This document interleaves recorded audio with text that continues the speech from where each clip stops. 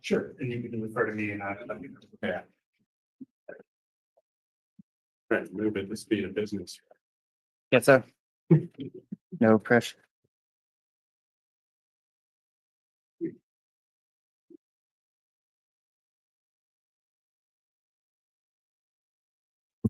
That with our recording folks, okay. All right, we'll go ahead and call this meeting of the Architectural Review Committee to order. Your microphone. There you go. We'll go ahead and call this meeting of the Architectural Review Committee to order. Staff can go ahead and do roll call. Committee member Hunter, Present. Vice Chair Ostavar. Here. Chair Polly. Here. Committee member Palmer. Here. And committee member Sanders. Here. We have committee member Turgeon absent. Staff present today is Planning Manager Hill, Principal Planner Roveri, Principal Planner Sabdo, Senior Associate Planner Buggert, and myself, Recording Secretary Argan Wright.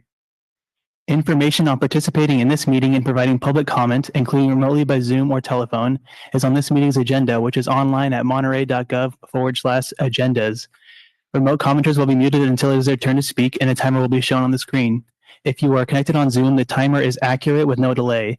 In the chamber, we recommend keeping phones and devices muted to prevent audio interference with the meeting. Thank you for participating in your city government.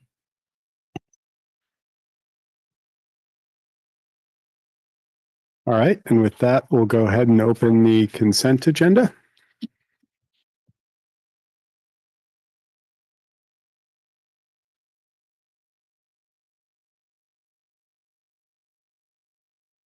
The only item on the consent agenda is the approval of the minutes from the April 16th meeting. Motion to approve consent agenda. Should take public comment first. To anyone in the room, I don't see any hands raised, and I don't see any hands raised online. Okay, do we have a second? Second. All right, all those in favor? Aye. All those opposed? The ayes have it.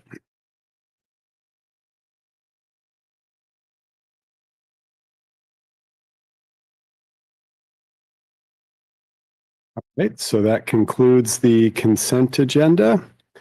And at this time, we can open up the meeting for any general public comments before we go on to our first public appearance. Is there anyone in the room that has a comment? That's a reminder, this is for items that are not on today's agenda. And there are no hands raised online.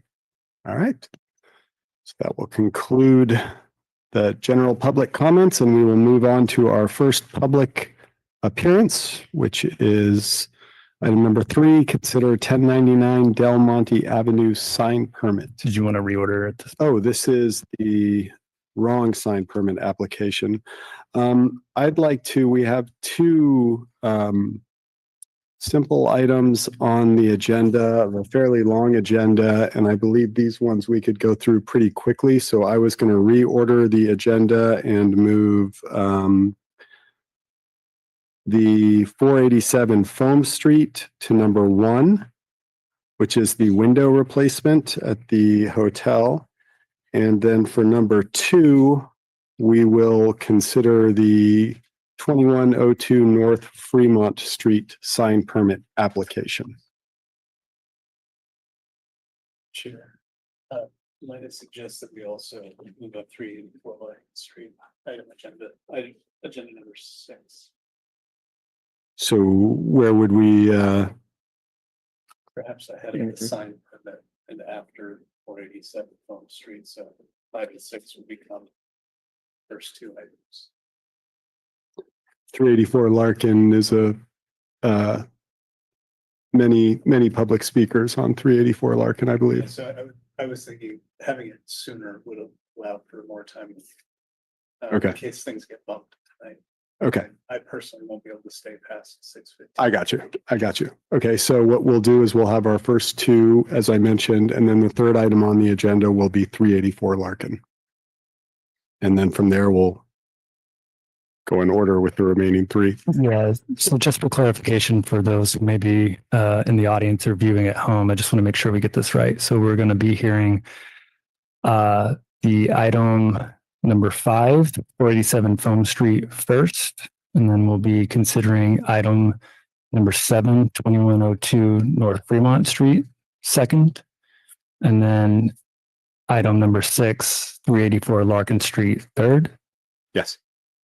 Got it. And then we'll close out with agendized item 4, 104 Tide Avenue. And then, oh, I'm sorry, we'll finish out with agendized item 3, 1099 Del Monte Avenue.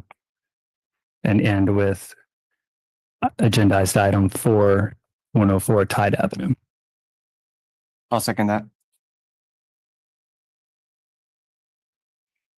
All those in favor? Aye. All those opposed? Okay, so we have reordered the agenda and we'll go on to our first item on the agenda, which is now Foam Street, 487 Foam Street. We have a staff presentation. We do. Okay. I will share my screen.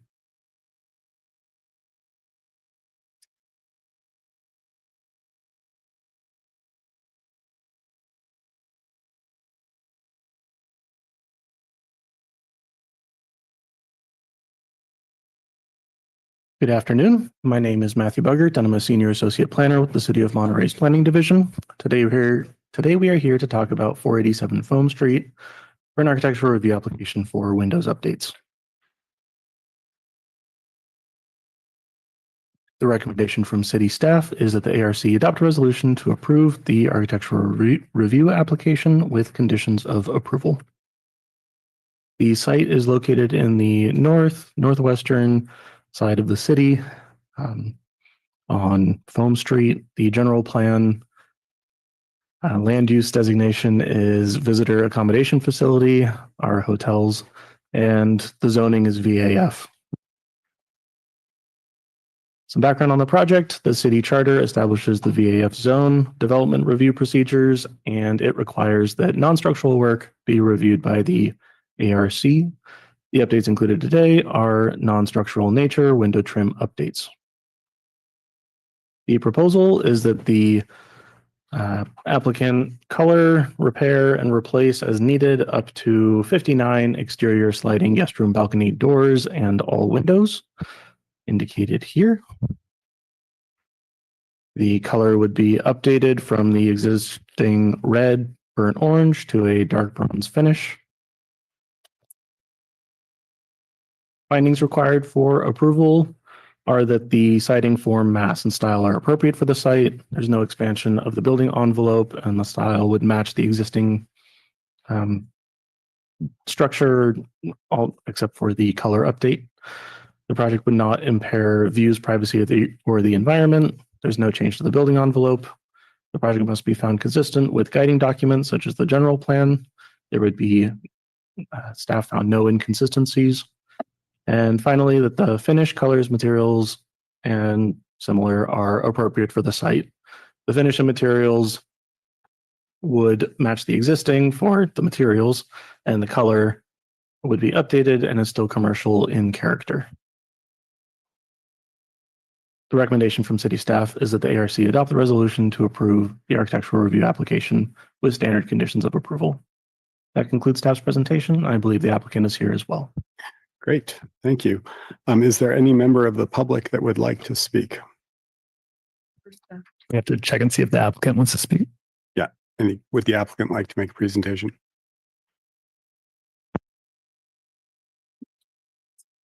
Afternoon, Chair, members of the committee, staff, thank you. My name is Vincent Balistreri with the Inns of Monterey. Staff has given you an opportunity to make the fastest approval in the history of this board. So with that being said, I hope you take into consideration the recommendation, and thank you for your time. Thank you. Is there any member of the public that would like to speak on the project? Is there, seeing no one in the room that would like to speak, anyone online? There are no attendees online with their hands raised. Does any member of the commission have a question of staff? With that, I would like to make a motion to approve ARP 240168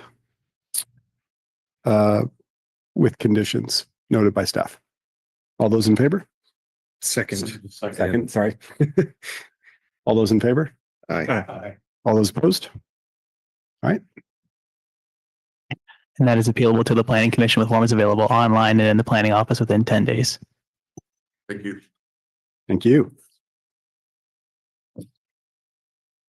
Great. And with that, we will move on to the second item on our agenda. Sign permit application SI 240226 at 2102 North Fremont Street. Does staff have a presentation? Yes, I will share my screen.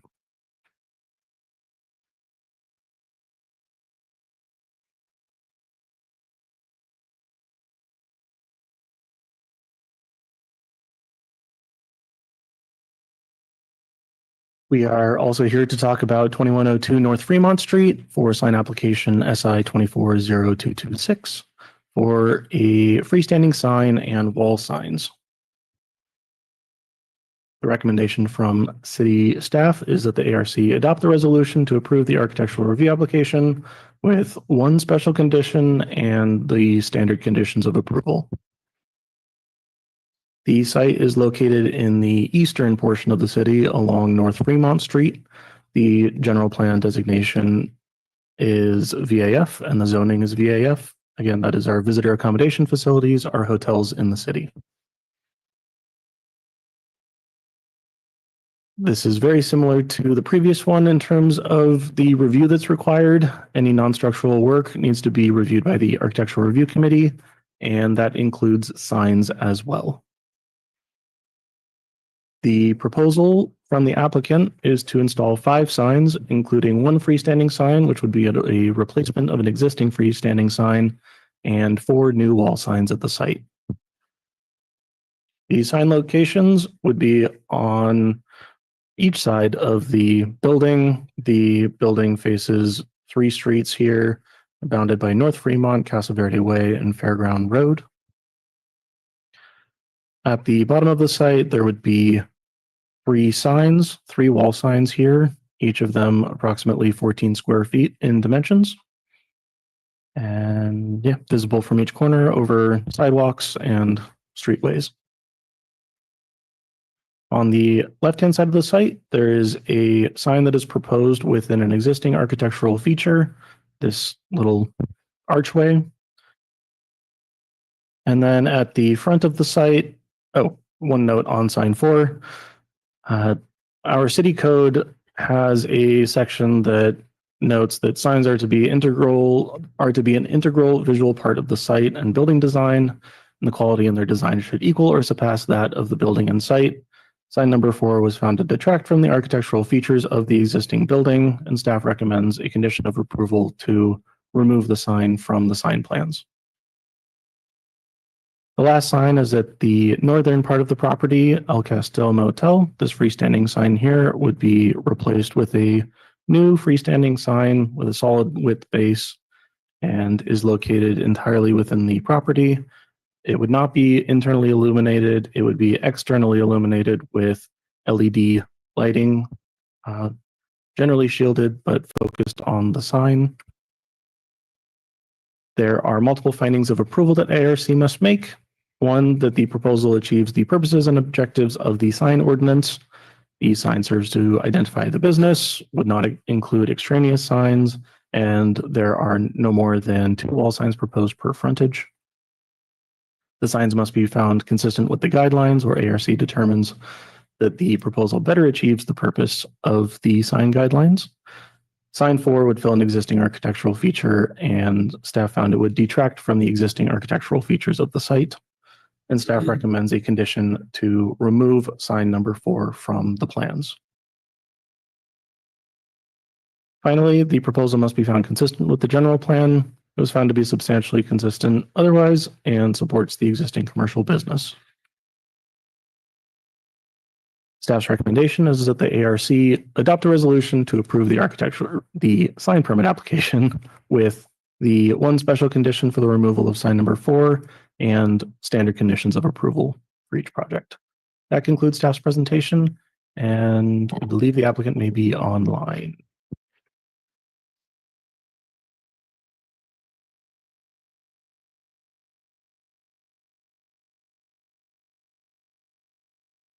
Any questions of staff before the applicant?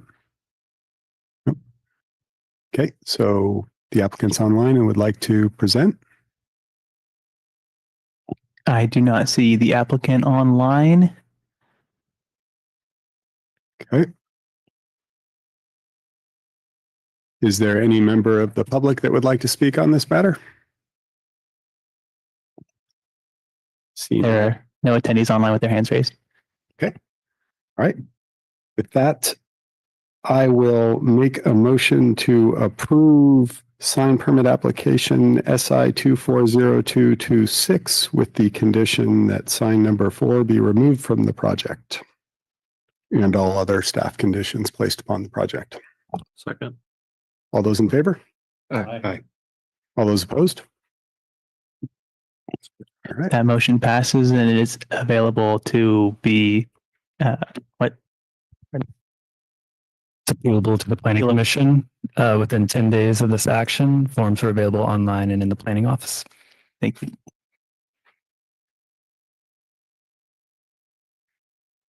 Thank you all.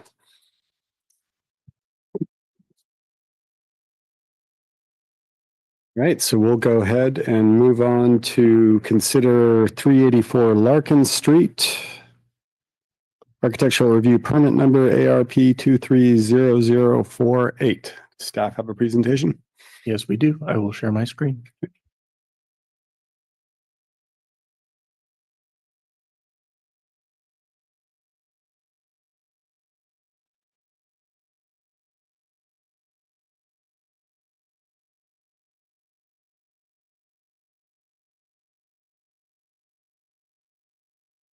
Today we are here to talk about 384 Larkin Street for an architectural review permit for 2 ADUs over a new carport accessory structure at today's architectural review committee meeting.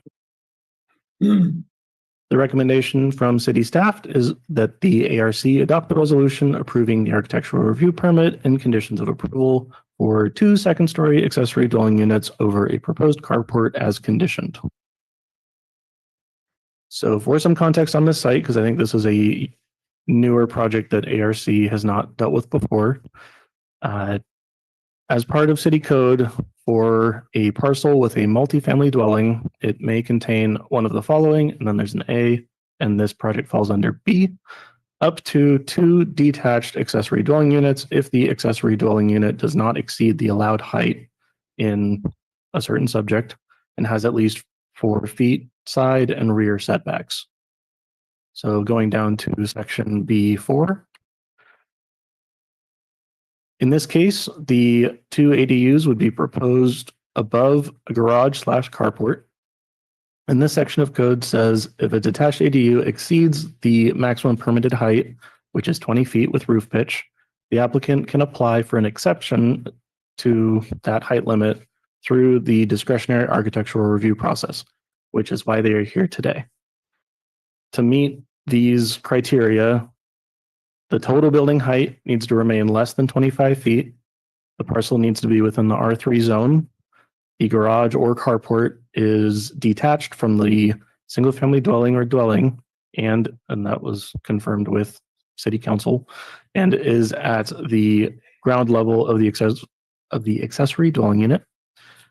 No windows or openings are permitted for that portion of the accessory dwelling unit that is closer than 4 feet to a property line, and any window parallel to an adjoining property line within 10 feet of that property line needs to be opaque. As part of the architectural review, the standard findings for ARC do apply to this project. It should be noted that ADUs have specific development standards. For instance, the 800 square feet for lot coverage and floor area is still exempt for them. The siding color and material must match the primary dwelling, and Setbacks are unique to ADUs, being 4 feet. I will note there are a number of other development standards. This is just a reminder that it's slightly different from other projects that usually come before you. So the subject property, the zoning is R3. The general plan land use designation is medium density and medium density residential land use. It's in the central part of the city and between Larkin Street and Watson Street and Franklin Street in the center of this block. The property itself has an existing structure on the southern portion of the lot, pavement, and then a generally clear area to the north. There's access to the right through an easement, and that goes on to Larkin Street. The project plans include the easement area that goes to the site and also a existing non-conforming building that's located on the southern portion, but this project specifically applies to the parcel that is here. The lower structure that's on the site has 3 apartment units, and 2 of them are on the second floor, 1 is on the first floor, and there's 2 garages down here. The project itself would include, as mentioned, ADUs over carports. On the first floor, there would be enough room for 3 car slots, 1, 2, 3. On the left side would include a open trash enclosure, and then there would be an enclosed laundry room, storage for the tenants, and utilities. Through the middle, there would be access to the second floor where they could access the ADUs to the left and right. And there are landings that go downstairs to an open space area in the back. Looking at the front of the building, here you can see the staircase in the middle at the bottom. You can see the trash area to the left, some of the storage slots. And then on the upper floor, see the windows of the 2 apartments and a roof pitch that is currently matching the other building that's on the property. On the right side, on the eastern elevation, there's not very many windows going out, but there is one at the back. This one would be opaque. And the landings at the rear, they have some chairs and umbrellas here. There would be a fence, which is allowed to go up to 6 feet, and the landings at the rear of the apartments.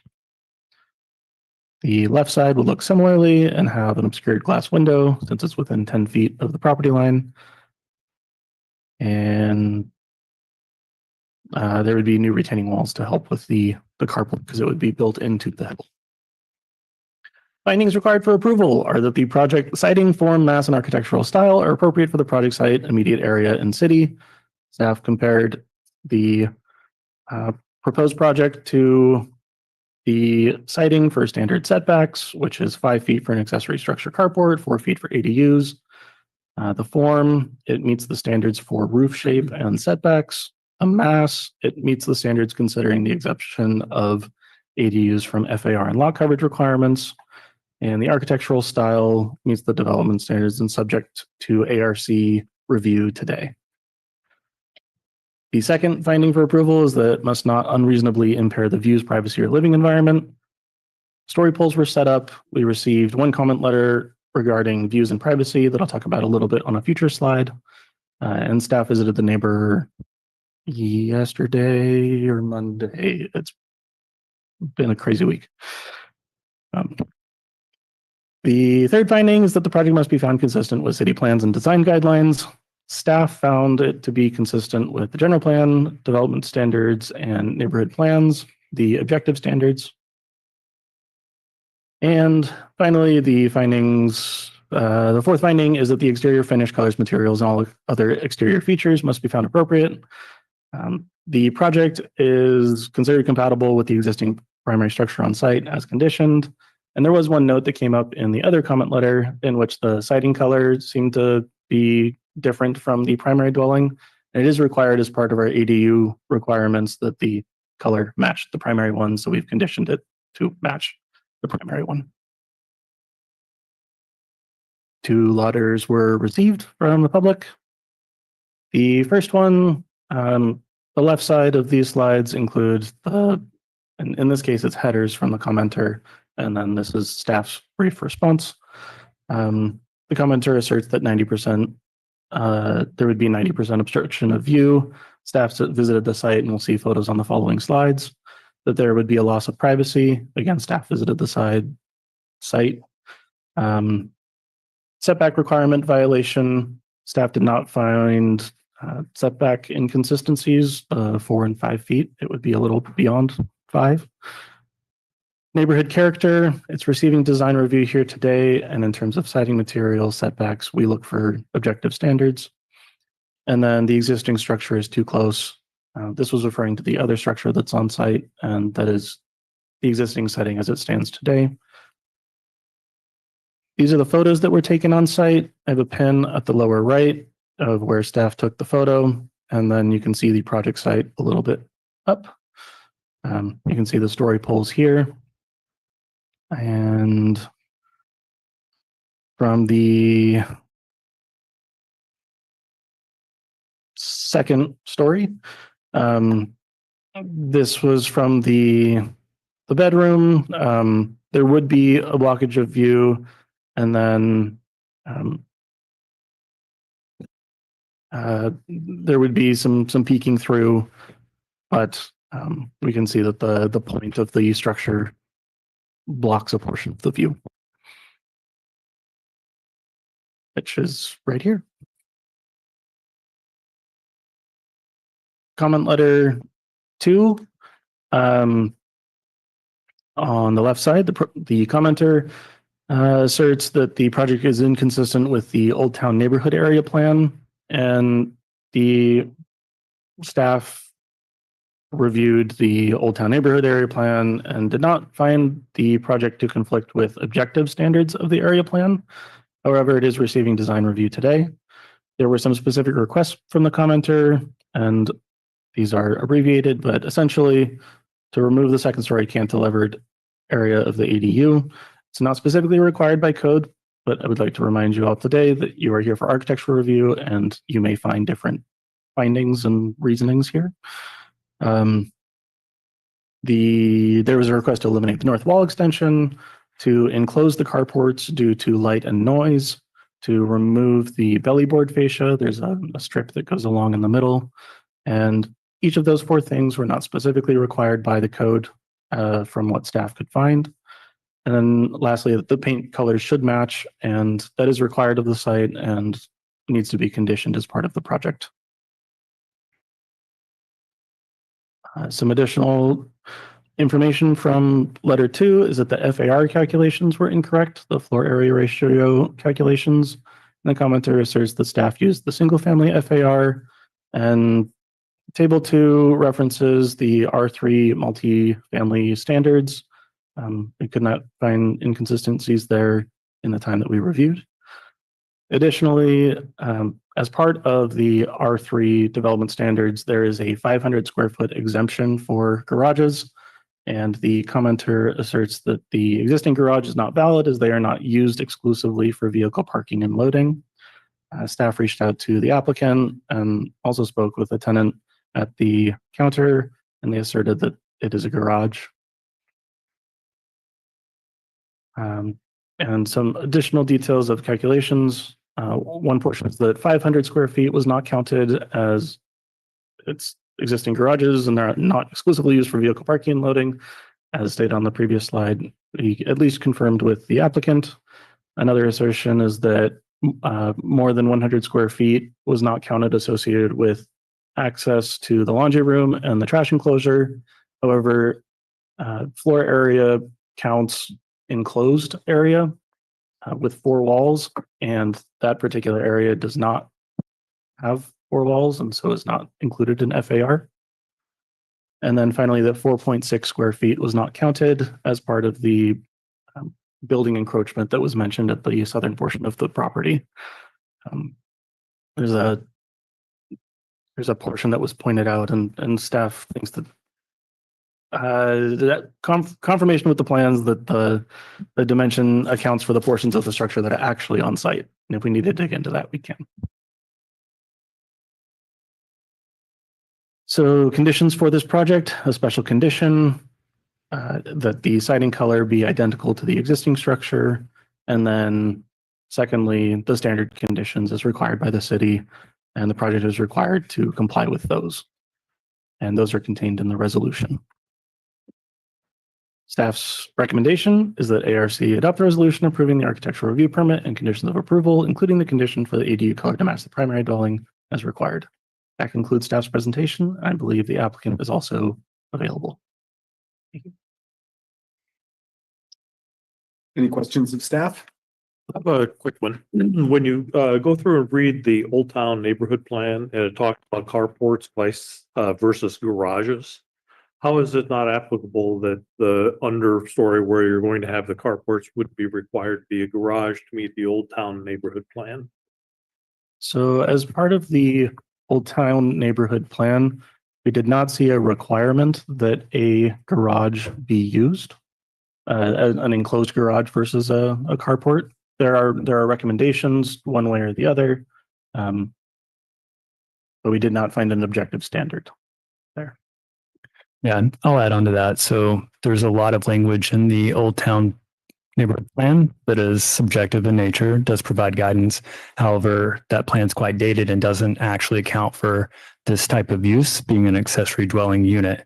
So there's lots of language in there pertaining to single family houses, lots of language in there pertaining to apartments.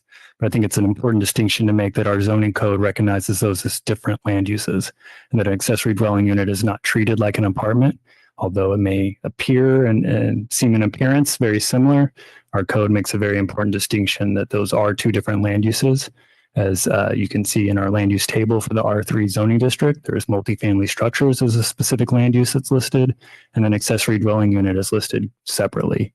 So as there's very specific parameters in our code that outlines and establishes development standards for accessory dwelling units, staff was looking for objective standards in the Old Town Plan that specifically spoke to development of this nature, which is an accessory dwelling unit, and did not see any.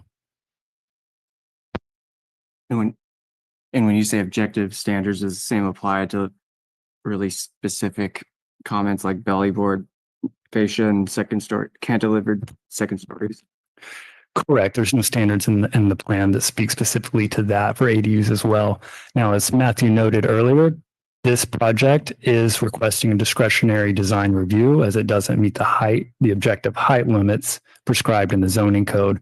So the ARC does have discretion as they see fit in all ways design, because it is subject to architectural review because they are asking for a height higher than 18 feet.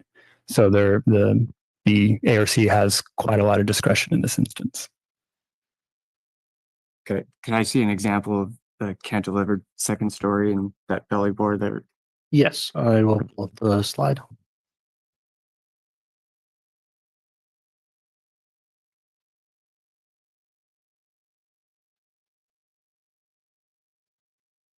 Here's a decent one. So the portion that is asked about being cantilevered is this portion here. And then the what was referred to as a belly board here is this piece being referenced. Thank you. And I just want to clarify, we are considering design aspects such as that, as well as the height Correct. there. And can you just identify very clearly for me just to make sure I understand the standard height versus what they're requesting? Yes. So the maximum height for a typical ADU is 18 feet. However, you can accommodate a roof pitch that matches the primary dwelling up to 20 feet. And then if you want to exceed those heights, you can go up to 25 feet with architectural review. Okay. And this structure is exceeding the height of the primary structure? That is a fair question. I did not mention the total height, which I should have. They're proposing 23 feet and 10 inches as the total height of it. When you look at the story poles versus the primary dwelling, it does appear to be higher, but that's partially due to topography. It angles.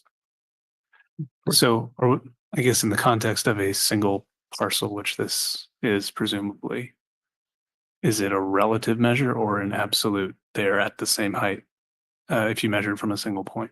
The city measures the height of a structure from the lowest point of grade directly beneath. So we don't account for other structures on the property. We count from lowest point of grade of a building to a point. So if you dig into the hill, you need to be measured from the bottom to whatever's above that point. So I guess maybe the important question would be, does the height of the new proposed structure exceed the visible measured height of the primary structure? When you look at the site, it does appear as though the proposed structure is taller. As to whether it's taller from how the city measures it, we did not require a height measurement of the primary dwelling. The applicant may be able to have that information. Okay, thanks. Sorry, I don't want to, but just to understand, the allowance to go to 24 feet is if we're matching the slope of the existing structure. Did I hear that correctly? No, so this is actually out of a section of the code specifically for ADUs that are over garages and carports. So they're capped at a height of 18 feet. However, with architectural review committee approval, they can go up to 25 feet, Up to 25 feet, irrespective of. irrespective of Yeah. any of the conditions. Okay. One of the other conditions is that if it goes above the 18 feet, the pitch of the roof has to match the pitch of the roof of the main dwelling on the property. Is that correct? And that is a separate provision out of the code that the ARC can waive that requirement, but that is a standard requirement of ADUs that it matches the existing dwelling on site. That's kind of a separate exception process that they can go through with the ARC, that the ARC has the ability to approve variations in roof form and slope. Is it possible to get the story polls up on the screen for us? I'm looking at them and I see them in the letter. I think it's the public comment letter, but so I think it would just be really useful to understand what the difference would be between what's proposed and what's visible in the story polls versus what would be an allowable height without our approval. What that would look like potentially if it's possible to measure it. I know we're kind of eyeballing it, but So the proposed height here is 23 feet and 10 inches to the point of these right. netting pieces here. And so they're asking for how much extra? 3 feet and 10 inches. Okay. So, If they dropped it down to 20 feet, they would not need to come before ARC. okay.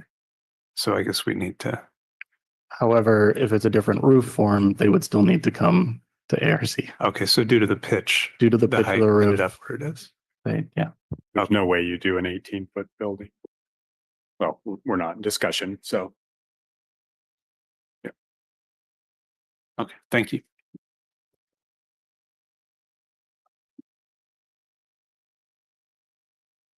And sorry, just to, the 500 square foot rule that Molly was bringing up in her letter, and she also brought up the fact that there's a laundry room down there, 100 square foot laundry room and some storage rooms and things like that. So is it the city's position that those spaces are not counting as square footage? So as a slight clarification, and the commenter may be here today to further clarify, the letter stated the access to the laundry room and the trash enclosure area. As part of our calculations and as included on the site plan, the laundry room is counted as part of FAR because it is enclosed with 4 walls, in addition to each of those storage areas along the back. Okay, so all the spaces that we're looking at in that carport are counted in the square footage calculations. The carport, any Trash space that's enclosure. not trash, Trash yeah, was not. all that. Any stuff place is- with 4 walls, yes. Anything, gotcha. Any other questions for staff? Would the applicant like to make a presentation? Sure, Chair and members of the committee and staff. Paul Davis, representing the Bruno family on this item. We have been working on this for probably over 2 years to just try to finesse this into this area. And this is where we're at. Now, if we would accept a condition of approval to measure the existing height of the other apartment complex or apartments that are on there. And if we are not, and if we're exceeding that, we can make it, we can take the plan down to get that. And that's what I'm offering you to today. Otherwise, I mean, I don't have anything else to say, except that Matthew has done a fantastic job, and as we've studied many different ways of how to get these 2 new residential units into the city of Monterey. And of course, I'll answer any question that you might have.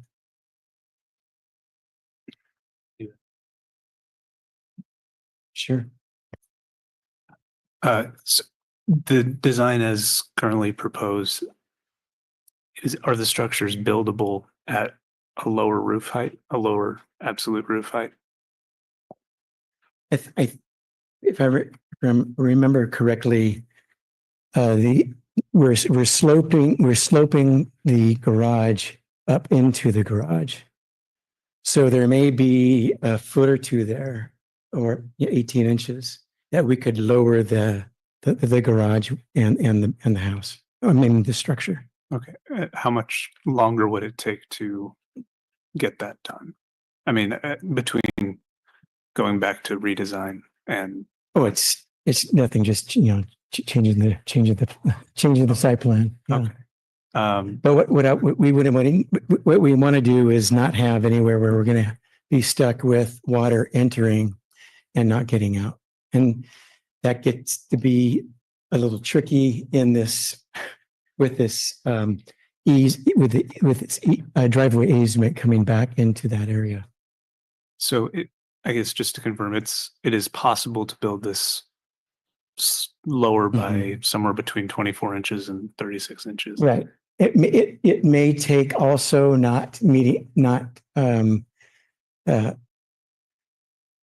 what do I say? We may have to flatten the slope of the new structure and not be exactly have the slope as the other structure on that site to get there. Okay. And The family wouldn't, they don't care if you gave that us to as an option. And I suppose if it's possible to find the sweet spot between lowering it and matching the pitch, that you're saying that's possible. Right. There's a sweet spot, lowering it, maybe increasing the view share or decreasing the view share blockage potentially. No, we can go back and study that. Okay. And as someone conscious of development costs, does this increase the time and amount of money that the applicant would have to pay? No. Okay. No, we've been working on it long enough. Okay. Okay. Thank you for answering Yeah, this. sure. But it would only achieve giving back a little bit of view. It doesn't change anything on this height because it's still measuring from that lowest point up. So technically it still would be the same height. It's just lowered, opening up a sliver more of that view shed. Is all that would achieve. And that's, yeah.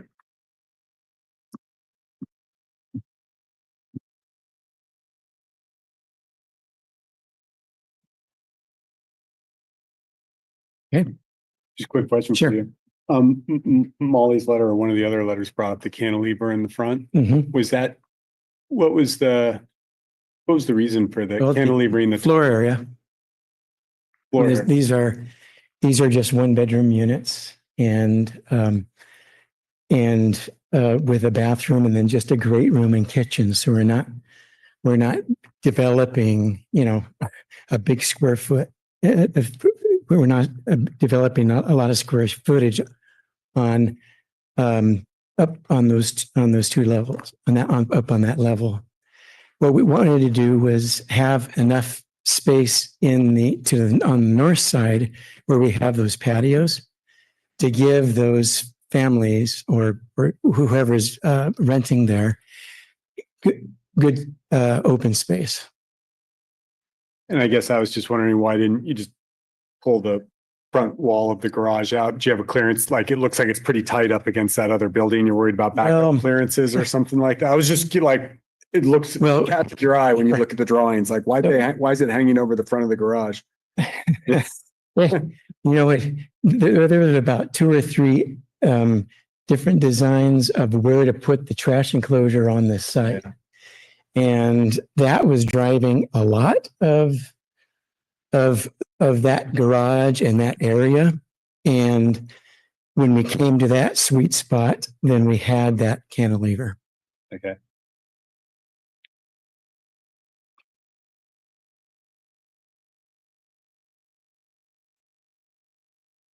And I just want to clarify, because I heard Gabe sort of ask, you think you can lower it 2 to 3 feet.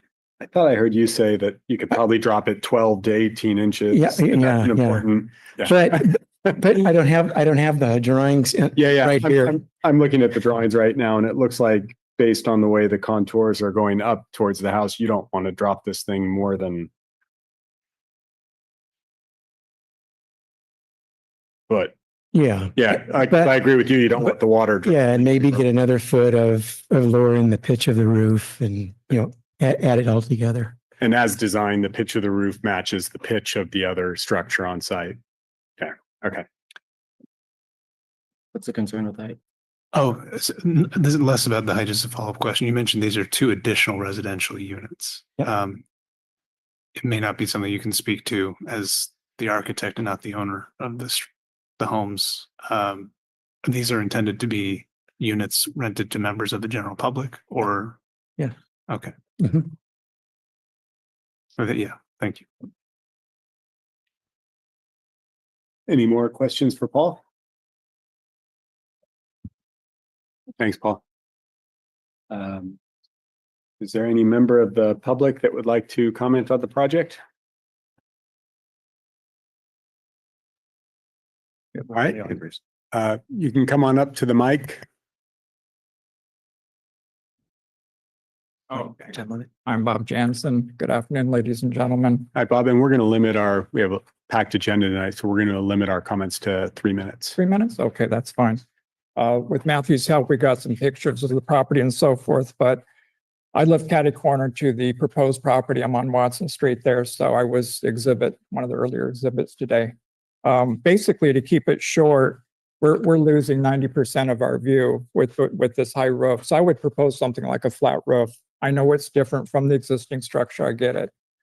But we've had realtors tell us that this is significantly reducing the value of your property. The existing structure being there was built in the 50s, and it's within 4 feet of our property. We had somebody a couple of years ago take a ladder from our property and bridge it over to the existing units and break into the property. So we're on top of each other there. So 2 points I want to bring to your attention. One is we're losing our view. We're losing our privacy because we have cars coming in 1 o'clock in the morning, shining their headlights in our backyard and so forth. So you have a privacy issue. We have a traffic issue. We have a noise issue with people on top of each other in this close proximity. So this structure being proposed would just add more to it. So I think if you do a flat roof, something like that, we'd be able to regain our views. I would suggest that be looked at closely. The other point I want to mention is that as you go down the ADU path, I know there's a need for housing. We all know that. And the issue really is how to best create that and still maintain the aesthetics of a historical area that we live in. That's why we moved to this area, to be in a historical area. Our family's been there for generations. And in doing so, we want to maintain the aesthetic flavor of the neighborhood.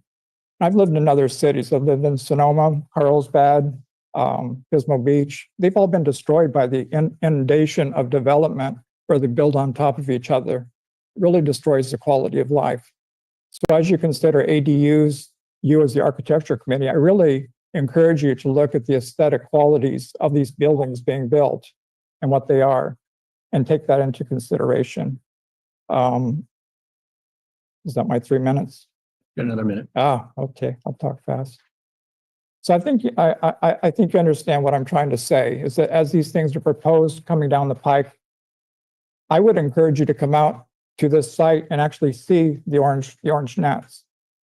The footprint's too big for this property. They're maximizing the square footage. They're maximizing profits. I get it. But there's the aesthetics, the future of Monterey, of you setting a pattern in terms of what's going to go down. So I just encourage you to really look carefully in terms of not only staying within the law, which they have done here, but the aesthetics of maintaining a historical, nice quality of our environment that we have. So do take a look at the orange nets, because I was shocked by the footprints, way too big for what's going on here. Thank you. Is that my 3 minutes there, Matthew? Thank you. Thank you.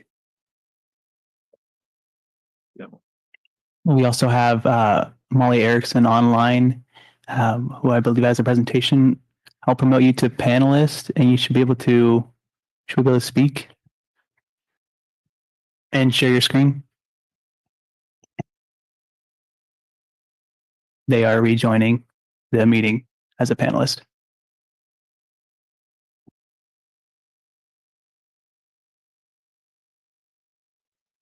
Hi, can you hear me? Yes. Great, thank you very much. Thanks for taking my call. And I'm sorry I was not able to join for the entire presentation. But I did catch most of it. Molly Erickson, on behalf of clients, including Carol Erickson, who owns an H2 designated historic bungalow residence that is immediately adjacent to the proposed project. It sounds like you received my letter and have reviewed it, and I appreciate that very much. I will be brief. This project is before you today, precisely within sort of the ARC's, wheelhouse. Your homepage and your definition is to help preserve Monterey's character, the distinct features that make it special, and specifically the ARC helps with development that's harmonious to the surrounding area as it exists. And the existing area is really because this is a lot in the center of a block. It's a little unusual. Its colleagues, shall we say, are the block face of the odd block of Watson, the odd 300 block of Watson, and the even 300 block of Larkin Street. And this is kind of the heart of Lower Old Town. The Old Town neighborhood area policies apply to this project. That plan specifically applies to all, quote, new development, end quote. This project is new development, and therefore the policies apply. And the ARC here has full approval, full discretionary approval on this because of the excessive height. If the project were not over 18 feet, it wouldn't be before you. But because it's much higher, even if it gets reduced by a foot or two, it's still within the ARC's full discretion. From a design standpoint, to require modifications and even to deny it outright if it's not consistent. In this case, I appreciate Mr. Davis's willingness, stated just a few minutes ago, to make some modifications. And I believe he can make modifications that would make this project much more consistent with the area plan, because right now it is not at all. I'm greatly saddened, and my clients are saddened by the lack of consistency with the neighborhood character here. Along both sides of the two block faces I just mentioned are all single family residences. And my letters identified several of the inconsistencies, including the open carports, the cantilevered portions of the second story, the odd blocky freestanding walls sticking up from the north side of the second floor. None of those and other aspects are consistent with Old Town character. It seems to me if it's the trash enclosure driving or laundry driving this, there are plenty of other places on the site where that trash enclosure could go. they're used for exterior parking now by the existing tenants rather than the interior garages. And unfortunately, I missed whatever discussion you had of the floor area ratio. Because the multifamily floor area ratio, I think, is such that this project exceeds it. So I would Pardon, I had to cut you off. That was your 3 minutes. All right. Thank you, Ms. Erickson. We also have your letter. Sorry for having to cut you off there. Is there any other member of the public online or in the room that would like to speak to this project? There are no other attendees with their hands raised, but I will remind the public that once again, information on how to participate remotely or by Zoom or telephone is found at monterey.gov/agendas. If you are joining by telephone, dial *9 to raise your hand and *6 to unmute. And there are still no attendees online with their hands raised. All right. With that, we'll go ahead and close public comment and open the project up for discussion.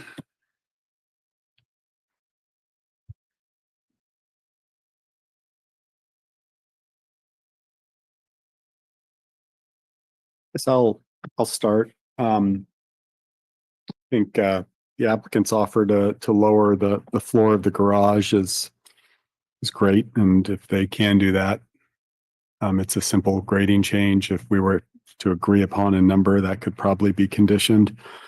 I had a chance to visit the site today. I looked at it from below and I looked at it from the street above. It's a really strange site, actually. I know there's a few of these in Monterey where they're literally, landlocked for lack of a better word. It's hidden back there. So, and while I hear and appreciate the comments about the neighborhood and the look and feel of the neighborhood, I feel that this building in many ways doesn't present a public face to the neighborhood. And in many ways, it actually is somewhat consistent with the, benign apartment structure adjacent to it. So to say that was okay at one point, but is no longer okay today feels like a bit of a stretch to me. And I think that the applicants agreeing to lower the finished floor by a foot is a foot or maybe a little more. I don't see much more working without some serious grading and drainage issues. I think putting a flat roof, I hear the neighbors comment about the view. I understand that that's a contentious item in any coastal community in California. We hear it in Carmel, we hear it in Monterey, we hear it in Pacific Grove, and I'm sympathetic to that. But in the end, we have to ask: is the view entirely blocked? And in this case, it doesn't appear that it is. I don't to sort of arbitrarily make someone put a flat roof on a structure. It doesn't feel necessary to me. So. I'm still a little curious about the cantilever. Not quite sure I understand that, but all else being equal, I don't have too much of a problem with it. I'd like to echo Chair Polly's sentiments there, and also just remind myself and remind everybody here that objective design exists for a reason. The Old Town Plan was made to provide a set of guidelines for people to use in just such projects. And while we are here for discretionary purposes on certain aspects, and it sounds like we've gotten a very fair concession from the architect to what he can to respect view share. Otherwise, it sounds like if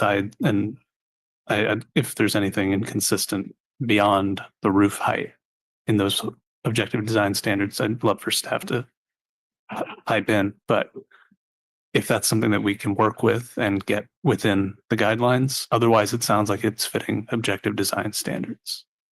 And if we're looking to create additional residential units in the city of Monterey where those are desperately needed, even if they're market rate and not deed restricted, which would be something to explore perhaps in other settings, but to let something other than the objective design standards guide development, I think would be a disservice to that need and the purpose of the standards themselves. So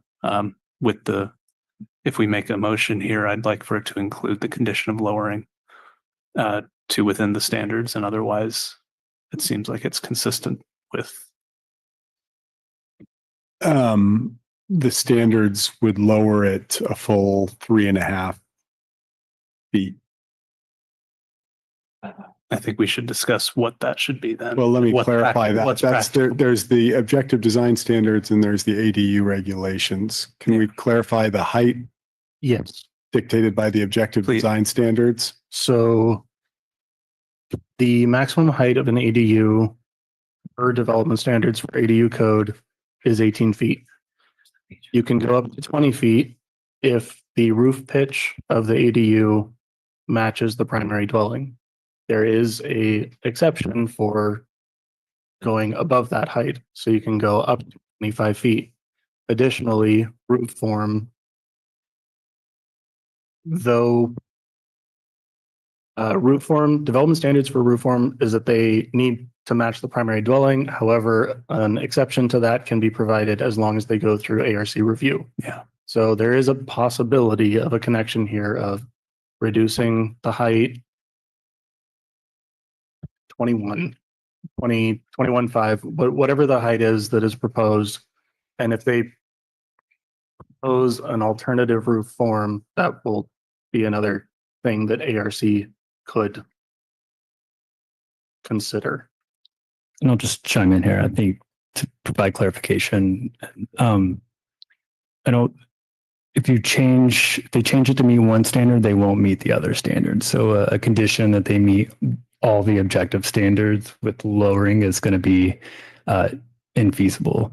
So to lower it will most likely change the form of the roof in some way. It's not going to either, if it's a change to a flat roof to lower the height of the overall building, then that would be a inconsistency with a different standard. Now, I'll note this committee has the ability to approve that variation from that standard, just like this committee has the ability to approve something that maximum height of the building that exceeds the allowable height of the objective standard.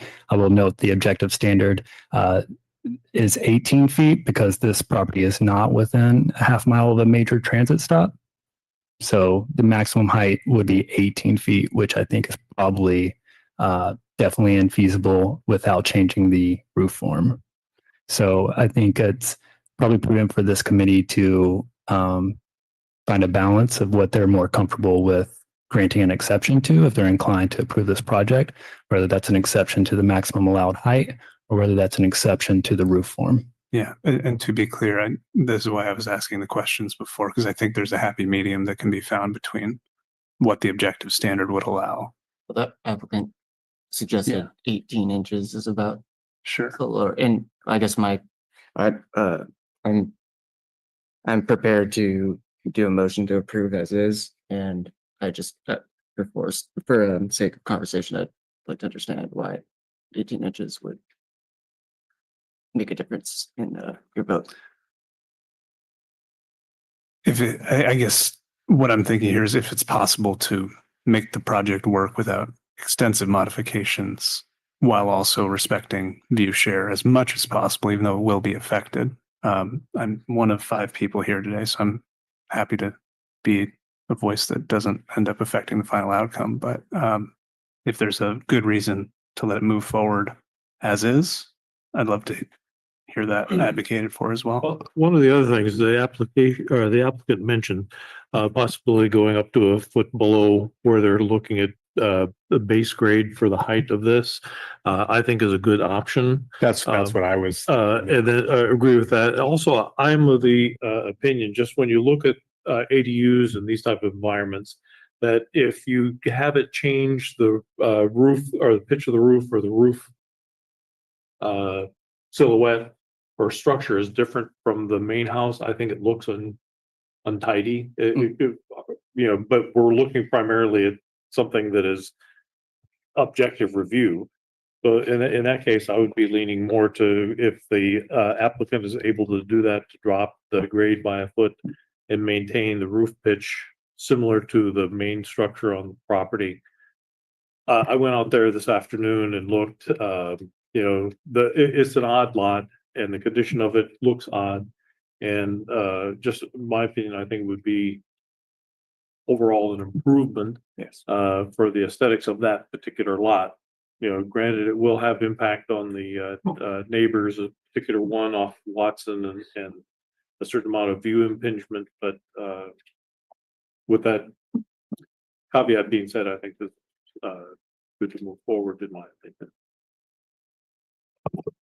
And I don't want to beat a dead horse on semantics, but when we refer to objective design standards, we're referring to the zoning regulations. We're not referring to the Old Town Monterey neighborhood plan, which are design guidelines and are not considered objective design standards. So yes, that is correct. The objective design standards that we're referring to are specifically standards that are either coming out of the R3 zoning district in the Monterey City Code or out of the accessory dwelling unit ordinance also located in the city code. I will note the Old Town Area Plan does have some objective design standards in it. However, those standards and policies are, they specifically know apartments or single family dwellings. So when we say there's no objective design standards in the Old Town Area Plan, we're saying specifically pertaining to this land use, which is an ADU. Does the Old Town Monterey neighborhood, and forgive me for not knowing this, stipulate specific height regulations on other structures? Does Height not. structure. So height limitations are come from the zoning code. Zoning regulations. Okay. Thank you. I'm generally in agreement with. Oh. Go ahead. Sorry, I would just like to say that if the goal is to lower the building height, I would make it a general condition that it be lowered by 12 to 18 inches or whatever you choose, but not require that the floor or the grade be lowered so that the applicant has room for a creative solution that may include lowering the grade or may include lowering the ceiling height. Yeah, I was going to echo, I think, what most everyone has been saying here, but also want to give the applicant enough leeway that they may, we're not giving them problems with regards to grade or drainage and things like that. So I don't want to do that. And I think the applicant said they didn't have a chance to look at exactly what that would be, mentioned something around 12 inches. So if we gave a range or something along those lines, like Fernanda's suggesting, I think that seems appropriate. I guess my only comment there would be that if we give them that latitude and then all of a sudden they say we don't want to change the grade and they lower the roof pitch and all of a sudden the roof doesn't look like the. But we're not giving that caveat. That would have to come back to us, right? We're not saying change the roof pitch. Well, I think Fernanda's recommendation was to give the client latitude to lower the ridge 18 inches anyway they see I thought I fit. heard just roof floor. I said ceiling height. Ceiling heights. Yeah, not okay, roof so you would lower plates, maintain roof pitch, lower Correct. plates, or Mhm. gotcha. So that's what I'm agreeing Okay. with, not changing the roof pitch. I misunderstood Fernanda. So something along the lines of lowering it to give neighbors and everybody else a sliver more Which sky. it'll improve the ocean view of the neighbor behind, lowering it as well. But I don't, that's the only thing. I don't know if we strictly say 12 inches. I just want to make sure that's not giving them any problems drainage wise, since we're not part of that team and reviewing it. But All's good. I think we're good otherwise. I mean, just to comment, I mean that, as far as it's matching the main dwelling, that's, Matthew made that very clear. So in general, I think it is matching the quirkiness of the neighborhood. I think we're going to have to accept some rubbing shoulders with neighbors in general. I think that is going to be happening more with these ADUs and all of that, and it's something to grow into as our city matures. Strongly agree with that sentiment. I'll move that we approve the application for 384 Larkin Street for architectural review permit ARP-23-0048 with the condition that we give the option to the applicant to lower the height of the structure by 12 to 18 inches, and the other conditions list in the staff. I would only clarify, you said option. Yeah. And maybe it's not an option. They do lower 12 to 18. It's either a condition or an option, right? But the height. Yeah, I think they're right. Yeah. And I think we should also stipulate 12-inch minimum. Yes, I think that's. Yeah. And then My motion as amended. Said move that the approve of this with the condition as a minimum 12-inch height reduction in the height of the roof and the other conditions listed in the staff. Can I clarify again? It's not actually the height of the roof because they would be changing the finished floor elevation. It doesn't technically change the roof height because they measure it from that ground level. it does change the It roof does height. It change the doesn't roof change height. the roof slope. We don't want them to change the roof slope. No, because again, clarify it. Technically, it's just the roof height is changing, but the building height is not, because the building height is staying the same.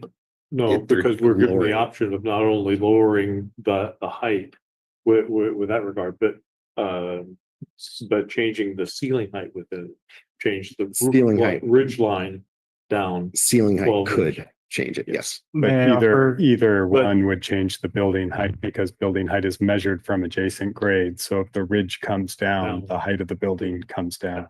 But May the- I offer a but suggestion? they're learning the grade. The top of the roof height is measured against the topographic survey that was prepared for it. So I don't have the number off the top of my head, but there is a current level. Let's just say it's 171.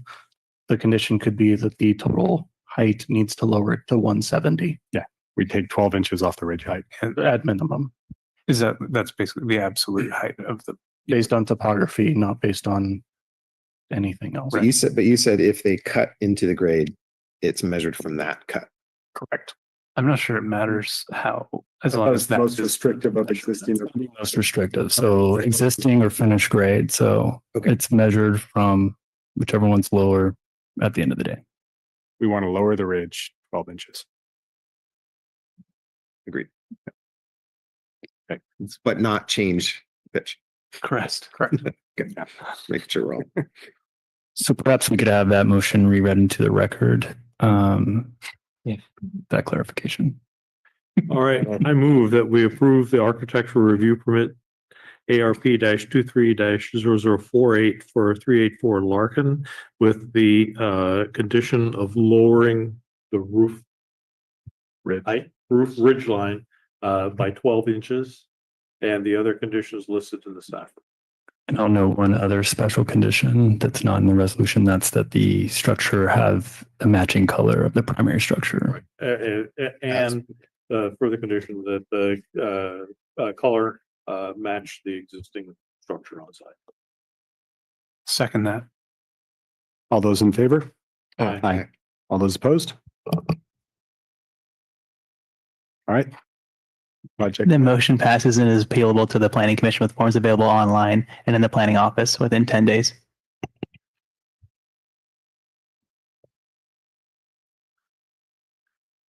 All right. 1099. Knocking them down. All right. So our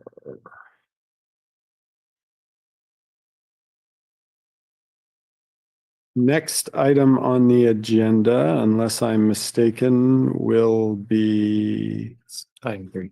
item number 3, 1099 Del Monte Avenue, sign permit application SI 250016. Does staff have a presentation?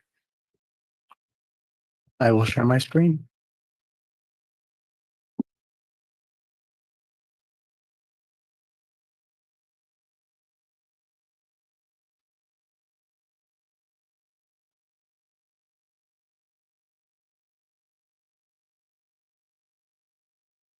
Today, we are here to talk about 1099 Del Monte Avenue for sign permit application SI 240140 for sign face replacements on an existing pole mounted sign.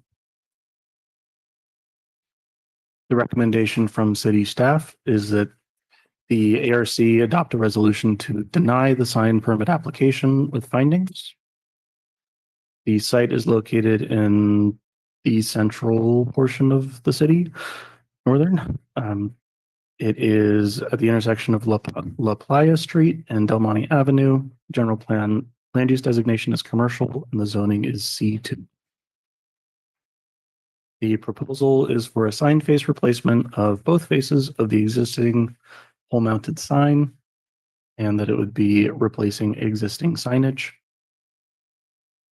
The total height of the sign is 11 feet, 11.8 feet, and the dimension of the face is 34.4 square feet. It's non-illuminated.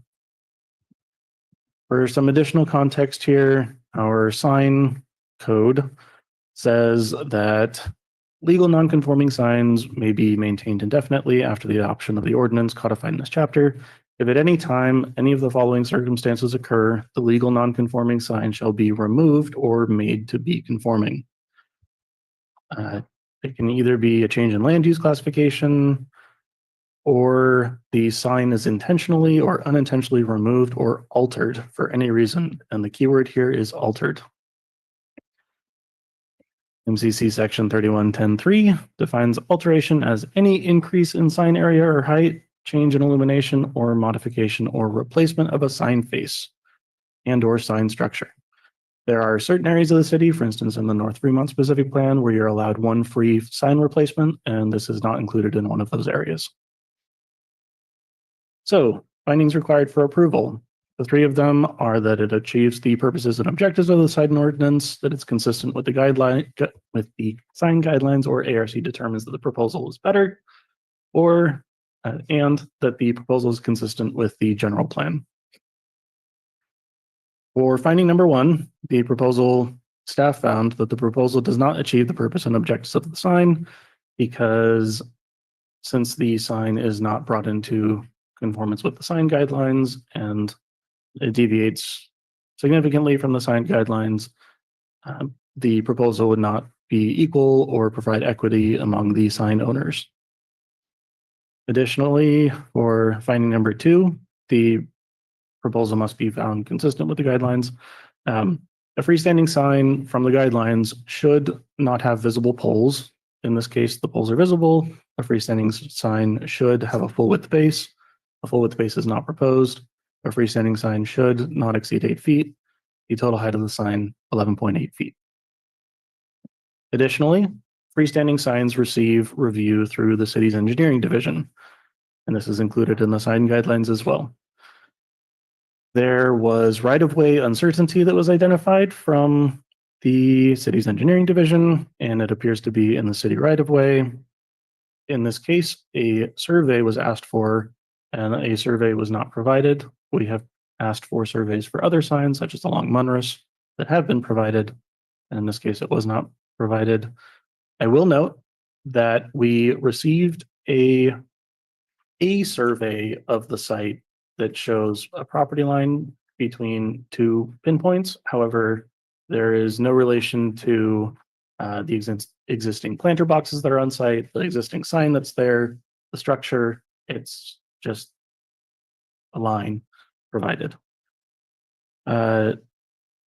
Additionally, the city's engineering division did not deem a pole sign necessary for traffic safety, and that dropping it down to a full width base and 8-foot max would be feasible here. And this is partially because there's been a altered traffic pattern since the previous sign was installed. there used to be the possibility of making a left turn, and now you can't go left into the site.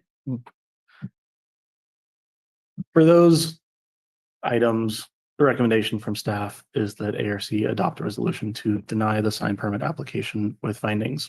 And we'll note that all the options that are available to ARC, as included in the staff report, are to approve the sign or continue it with the option of redesign and come back at a future date, or to just outright deny it. In this case, as proposed, staff is recommending denial, and approval is not possible without confirmation of the property boundary. That concludes staff's presentation, and I believe the applicant is also online. Nope. And the property owner is here as well. Any questions for staff? With that, we'll go. I have one quick question. When you say a survey is asked for, is that, who's responsible, the city to do that, or is the property owner provide for the survey? And then, or organize a survey and provide that to the, to staff? The applicant provides the survey as from the adopted ARC submittal requirements. Guess that sort of made me think of another question. Like, I get that, you know, the city doesn't want to go out and figure these things out on their own, so a survey is convenient, but like the survey that was provided, I assume it showed corner monuments for the property. There were 2 pins that were identified. Yeah. And so seems like if they were to put a tape up between those 2 pins, someone from staff could go out and verify that this thing is, and they wouldn't have to pay $2,000 to get a surveyor out there to do it. Would that be acceptable to staff? I would defer a portion of that to the planning manager, but I will say the survey was discussed today at around 2:30 or so with the applicant. I think there was a portion that was provided a long time ago, and we didn't realize that that was the survey that was supposedly provided by the applicant. And actually looking at it, it didn't show the sign in relation to the survey. Yeah, and I can chime in there.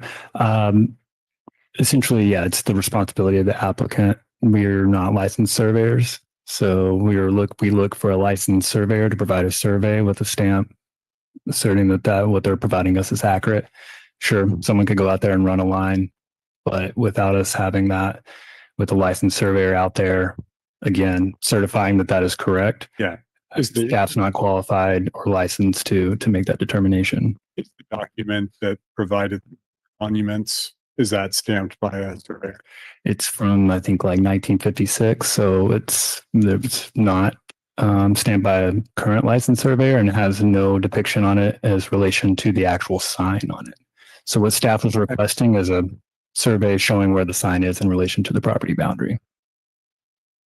Could you just remind me? It sounds like the only changes being made are what's on the sign, That is correct. and the original design and location would have been grandfathered in under different circumstances, but not these.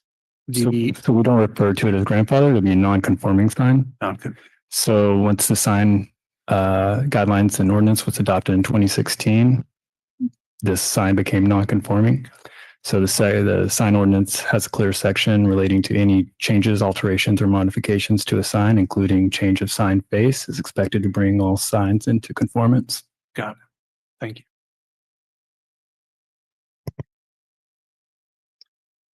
All right, if there's no more questions of staff, we'll go ahead and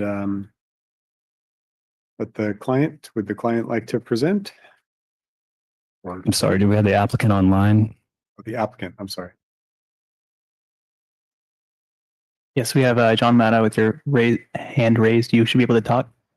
Hey, can you guys hear me? Yes. Yeah. Well, I first want to start off by thanking Matthew for putting in the time for the staff report for the ARC. We're asking the ARC to approve the sign as is, as we're just changing the sign face. And if we did lower the sign to 8 feet and put a full base on there, it'd be dangerous for vehicles exiting with pedestrians crossing the sidewalk right there. The survey I sent in was with the survey that was provided by the property owner and the client. Yeah, so we're just asking ARC to approve adding these new faces. Because if we do lower it to 8 feet and put a full base, you won't be able to see the pedestrians walking by when you're exiting right or left. And I believe the property owner is on site as well, and she has more information on this sign because it appears this has been going on for a while. And John, you're the sign designer? Yes, the applicant. And we were just asked to design some face replacements. Yeah. We're installing this monument, not knowing the issues this monument had with the city. All right, thank you, John. Go ahead and open it up to public comment. Please try to limit it to 3 minutes. Yeah, sure, no problem. Oh, this is the homeowner should be able to have a little, no? Pardon me. Can I speak? Yeah, I'm the property owner and I submitted the application on behalf of the business that occupies the property. The existing sign was approved in 1978 and is entirely on private property. The survey map states the property line goes to the curb and the city's own GIS map clearly shows the sign is not in the city right of way. Therefore, an encroachment permit is not required. A voluntary alteration of a sign does not require the sign to be brought into full conformance with the adopted sign ordinance and side guidelines if in doing so blocks the driver's line of sight of the 145 feet of sidewalk when exiting the parking lot, which endangers the public, as the sign guidelines states a sign should not be higher than 8 feet and should be on a solid base, not that it shall be or must be. The city council adopted the sign guidelines that would treat all applications equally and be evaluated on a consistent basis. But apparently that doesn't apply to my sign or the business that occupies the property. I provided multiple examples of staff recommending approval for signs that were installed higher than 8 feet and not with a solid base, and signs that were voluntarily altered by changing the illumination and even changing the sign face on several occasions that were not required to be brought into full conformance when safety was not even a factor. And this was after 2016. I have exited the driveway closest to Park Avenue over 10,900 times, and the traffic engineering division has not. And the reason there has not been an accident is due to the sign being on poles, with the bottom of the sign being at 8 feet, allowing a clear line of sight of the 110 feet of sidewalk, the traffic lanes, and the traffic light. A sign with the maximum height of 8 feet and or a solid base placed anywhere on the 145 feet of privately owned sidewalk, which is a very high traffic sidewalk, will block the line of sight and force the driver to pull out at least 6 feet onto the sidewalk to see around that type of sign, and it will cause an accident, resulting in severe injury or even worse to a bicyclist traveling at a high rate of speed or a small child running in front of their parents excited to go to the beach. It won't be the committee's loved ones that's injured, as you're aware of the danger that type of sign will create, but it will be someone's. I'm respectfully requesting that you approve changing the sign face and any building permits required to change the sign face without an encroachment permit to ensure that all businesses are created and treated equally and evaluated on a consistent basis, but most importantly, to ensure the safety of the public. Thank you very much. Is there any other member of the public that would like to speak on the project? There are no other attendees online with their hand raised. All right. With that, we'll go ahead and close public discussion and open it up for committee comments.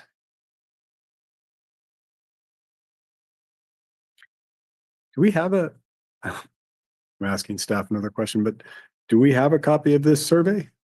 Is it, are we able to see it? It's not loaded in the presentation. I believe it was sent over at 2 or 3 this afternoon. It's requested multiple times before the packet was published. We're not in public comments right now. Ma'am, please. Okay.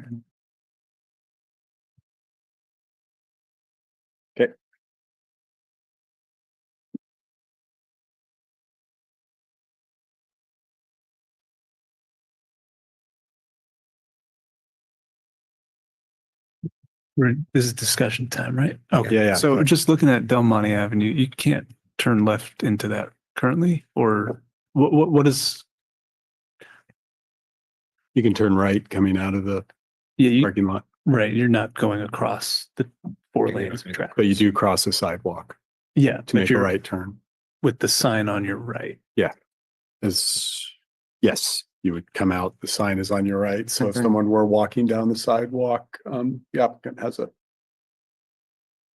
Okay, valid I'm point just on that. making sure I Miss the understand the, pedestrian with Yeah, the solid base. In that sense, I agree. If it were a solid base and that height, and in the same place, it would be a hazard. It's like driving out of the Trader Joe's parking lot over here when you're coming up there onto Hartnell, that you can't see around the corner of the building Right. well enough, that you're actually having to drive out the sidewalk to be able to see around. So Yeah. the impact or the possibility of someone going out there too fast and a pedestrian coming across there, I think in this particular case is a legitimate concern. yes. Uh, So if people on the sidewalk or bicyclists Right. coming. I mean, you can see the traffic, Yeah. I think. Yeah. You know, I've been over there several times, but if that were lower, I think that if you were approaching out there, whether to turn right or left, someone coming from would be the right-hand side. If that were a full base, I don't know if you'd see a pedestrian unless you pulled forward enough to actually be out onto the sidewalk. But we're also talking about the appropriateness of the location of a non-conforming sign. Right. So, I'm just saying that I think that's a legitimate concern in how that we're approaching this. Or, you know, I understand the guidelines and what they're saying. I'm just saying in this particular case, I think one of the options in there, I'm not an engineer, not a road traffic engineer, but just personal experience, if I were walking down there, I would be careful before I'd step out there, just so if I could see something. I've actually, as a young driver, I struck a cyclist in a similar condition. It was a building, not a sign. It's Well, and we, just being an older city, we have a lot of conditions that are odd like this, where we had crosswalks added at a later date. I don't know if you've seen this, you can see the sensors are actually in the crosswalk because we've just done things, you know, the city has evolved and Yeah. there's been issues like this. So, I mean, I would hope that this isn't a situation that we're doing something similar. So we agree. I think there's valid concern to review and check. And I guess our questions would be, is that through a continuance? Is it through denial on the city helping the applicant make that correct decision as opposed to just reviewing the standard?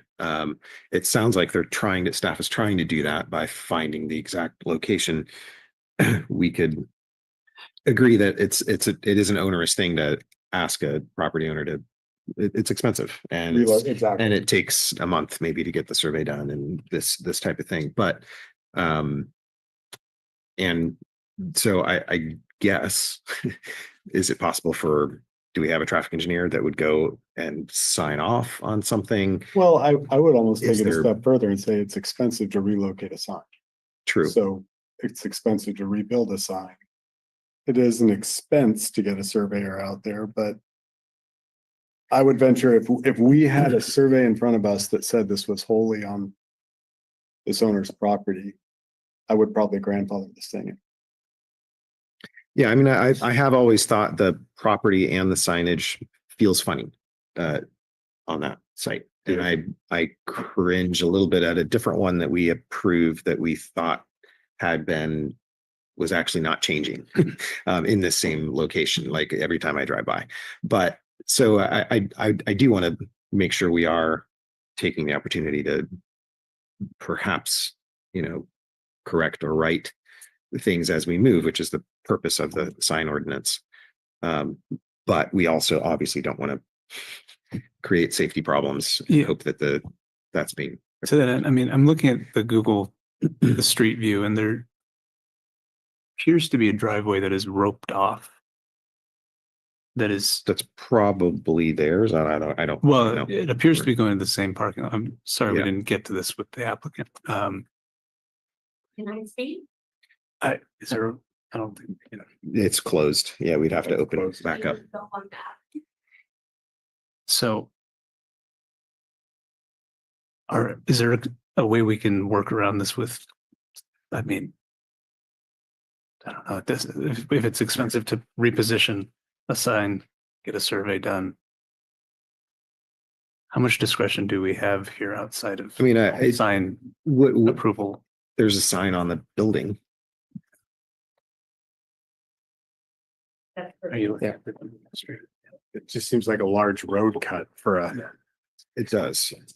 So you could. I think that's the issue. There's a is lot that of- We have a huge road cut. If we could close that road cut on that side, you wouldn't really have an issue. Right, and I mean, those are expenses too. It's more expensive That's than, the yeah. thing, right? So I mean, we can't really, we'd like to try to make things easier and less expensive for everyone. But sometimes there's things that have to be done to come into conformance and be safe. I have the original drawing when the sign was permitted. From 1978. This is a long time ago. Yeah. Point of order. Go ahead. Oh, no, it's just pointed. I mean, I think in some ways I'm in agreement with staff. We want to help staff find the right approach to this that's safe and conforming. It is difficult to. It's tough. I mean, this is you have a very prominent property. These things are come at a cost to make appropriate changes and edits to a property to come into what it should be. I agree. It's a very visible location. This property's been blighted for a while.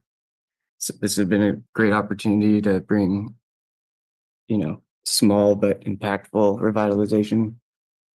And I think grandfathering it in's only gonna make a non-conforming sign last for decades longer. And I think this is an opportunity to fix that. So I'm in support of denying the application.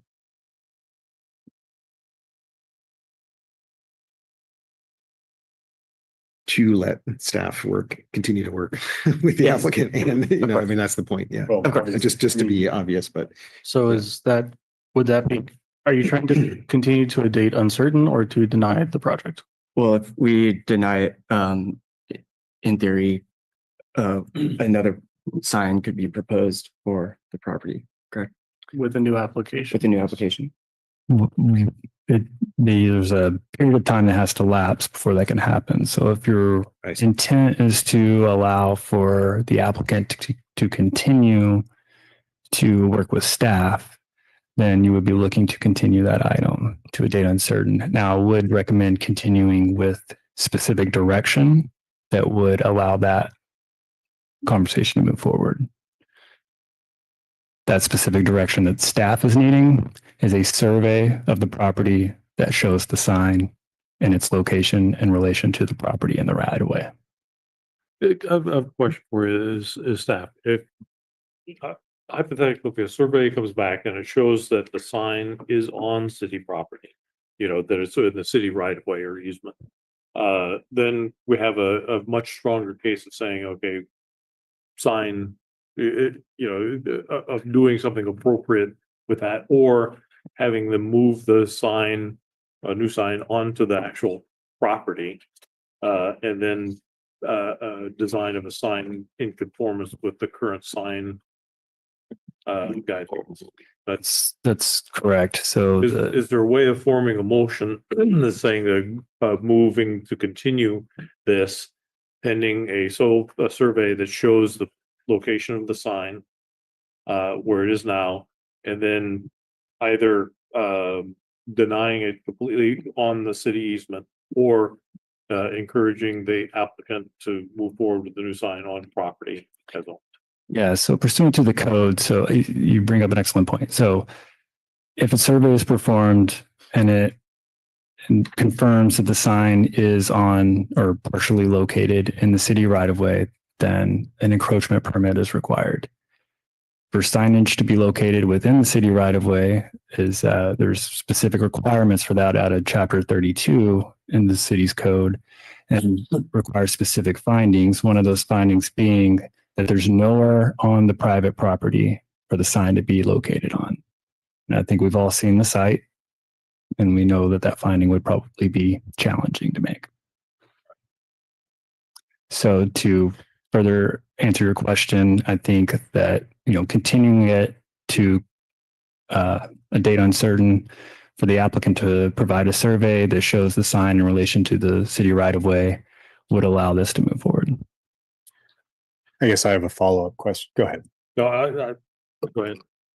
Because my follow-up question is, if the applicant were to provide that survey, would staff be, my suspicion is that staff would still be recommending denial of the project based on the design of the sign. So there will still be remaining inconsistencies that the ARC has the ability to still approve a sign if they so choose. If it would alleviate the procedural issue of an encroachment permit having to be granted for the sign and that specific finding being made. So the ARC has the ability to grant signs that are not in full compliance with the guidelines. So now will it change staff's recommendation? Perhaps not, but the ARC would then have a procedural path forward, at least if that were the result of the survey. What's the difference between continuing it and approving it with condition that the staff provide a survey showing that the sign is wholly on their property? I mean, the applicant provide the survey. Applicant, yeah. I think the difference would be is that if they're unable to do that, that's an effective denial. Whereas if you continue the item and they do perform a survey and it's determined that it is in the right of way, it would give the applicant the ability to relocate the sign and come back under the same application and then come back before this committee. For me, I move that we continue this to a future date, pending receipt of a survey showing a right of way or a need for an encroachment permit, and then review at a later date. And I'll just add, and that the surveys show the sign location in relation to the right of way. Show the sign location respective to the right of way.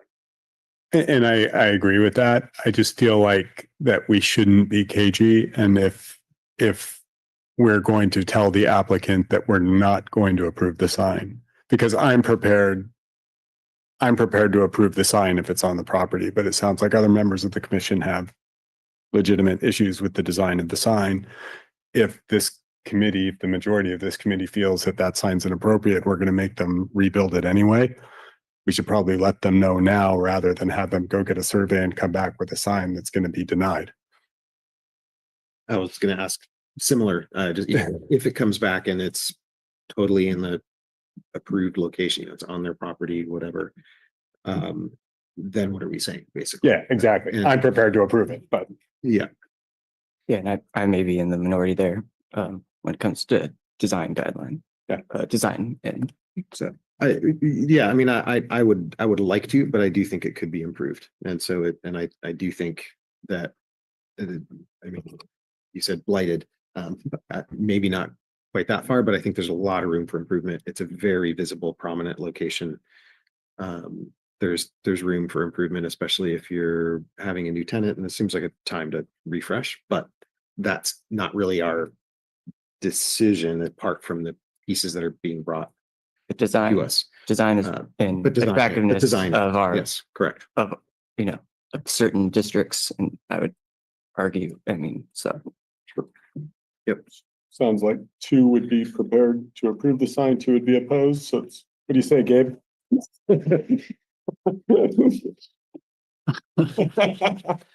Well, I mean, let's Commissioner just say Brooks. typically also when we get a sign, we see all of the signs, right? Or is we got very little. There's very little, I think, in our document to show is that the only sign on the property? I guess that's the question. That is the only sign That that was is the only- included in the application. Okay. That would be approved for the site.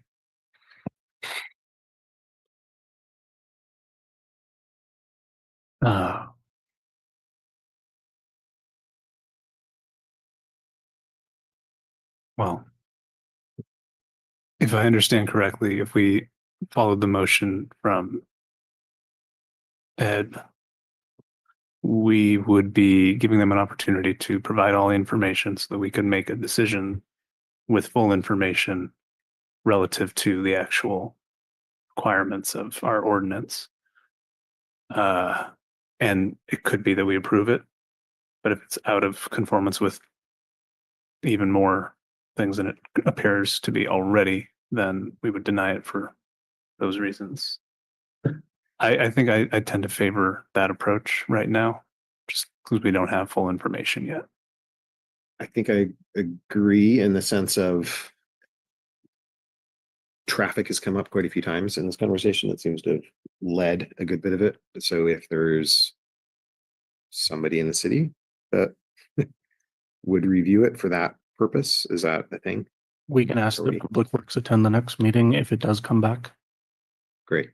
I mean, because it also appears there's 2 driveways and I don't know, traffic flow. Why would someone make a right out of there when there's another driveway down the line? We didn't really get information about that. Yeah, that's what I was pointing out before. There's what appears to be another potential right of way that could be used for ingress egress to the property more safely without view obstruction. So if that washes out in this, then great. Yeah. And that being said, there are reasons why this committee would allow for something that is non-conforming if it was a public safety issue. Yeah. So once everything else is determined, and keeping in mind, of course, there's time is money. We understand this, and surveys are money. Moving stuff is money, but safety and conformance are something we can balance. Agreed. So I think what we're saying is that regardless, we're going to continue it with we can't condition it if we're continuing it, but it's going to be a recommendation that the client provide staff Continue with specific direction to the direction to applicant. provide staff with the survey. If the intent is to keep the sign in its existing circumstances, and it is fully on your parcel and not in the right of way, then the odds of this council approving it would hinge on a city traffic engineer clearly stating that it's a safety issue to lower the sign. I hesitant to go that far to predict what the future recommendation or decision would be of the committee. I think that I would hesitate to try to guess what the outcome of that would be. I think that would be inappropriate. I think the committee should focus on making a motion for this meeting. And I believe we have one. Second. Yeah. What was the motion? Yeah, did we capture all that in Chairperson Hunter's? And Well, the motion was made by committee member Hunter. was that all captured there? Everything What? we needed to? Everything that just got said? Yeah. That wasn't a part of this motion. Okay, it sounds like we need to do the new motion. Yeah. And I don't have the wherewithal to do that. I can't articulate it all. I'll make I move that we continue this application to a further date pending a receipt of a survey report showing the easement and the sign's position relate in relation to the easement or city right of way on that site. And then looking or reviewing after that is received, reviewing this application again at a later date. Second. All those in favor? Aye. All those opposed? Motion carries.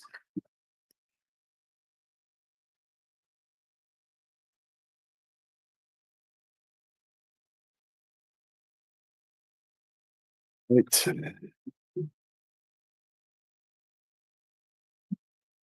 Move on to the final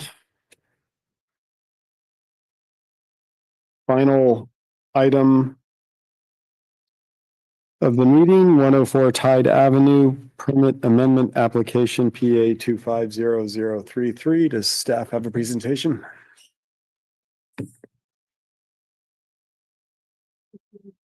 Holly and Commissioners. My name is Christy Salto, Principal Planner, Steve Monterey. I will be presenting 104 Tide Permit Amendment Application by side yard setback variation.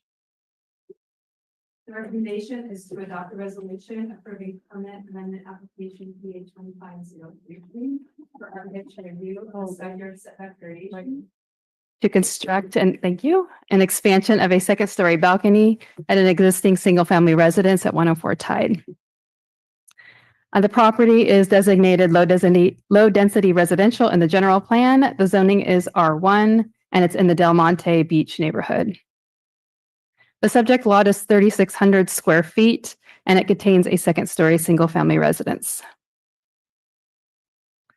So as background, an architecture review permit was approved previously for new windows and doors, exterior finishes, and a 5-foot extension to the existing second level balcony. So just showing in this image here, the existing balcony in gray, that was very small, and then approved through the ARP was this balcony extension in orange.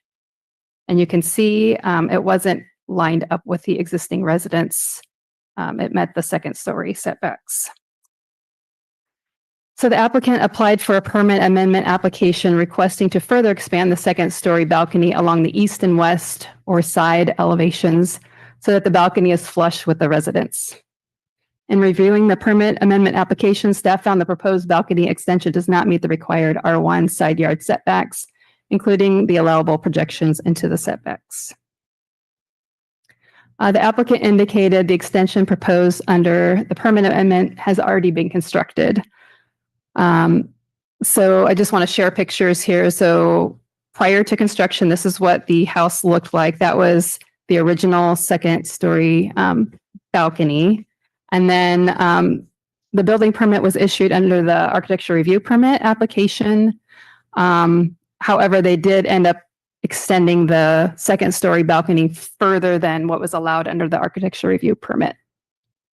So the applicant ended up applying for a setback variation. So variations and setbacks shall only be granted upon finding that the variation will not compromise privacy expectations on adjacent properties beyond those incurred by adherence to standard setbacks, and that the variation is minimal and necessary to achieve conformity with one or more of the following. And I'll go over these as I go through the findings. If a variation is granted by the Architecture Review Committee, it supersedes the need for a variance.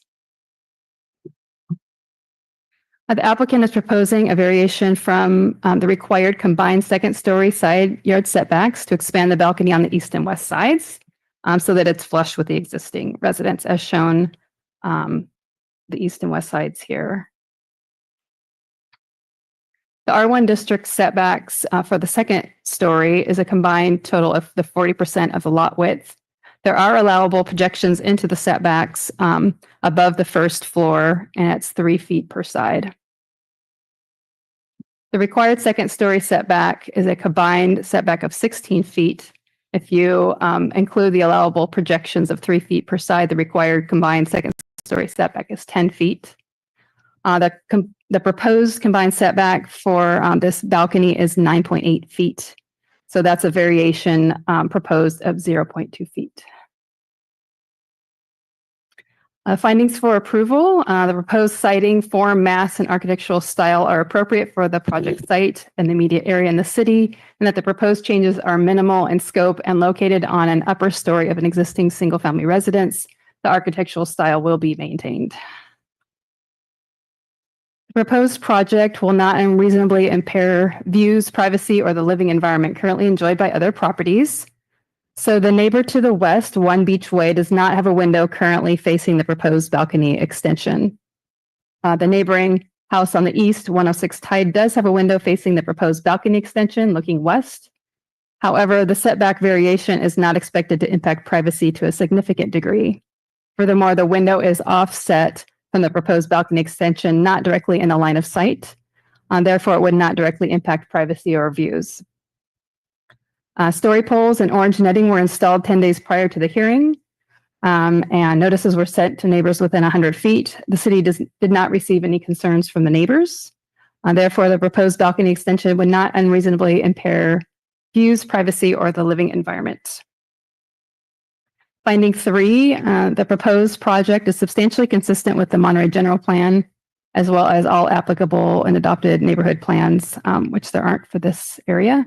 The proposed project is substantially consistent with the Monterey General Plan in that it will maintain the single-family character of a low-density residential land use designation. The proposed finishes are appropriate for the project site, immediate area, and the city, and that the proposed balcony extension would be stucco to match the existing second-story balcony and the residence. And going into the setback variation findings, I'm just listed them all out here, and then I'm going to start with the first one.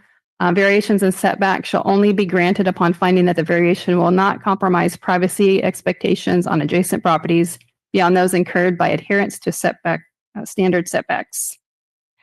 And just as I had read previously for the architectural review findings, there are no substantial impacts to privacy, and story poles were installed, and none of the neighbors wrote in with any concerns. So therefore, the setback variation is appropriate for the site. It would not impact the neighboring residences or the neighborhood.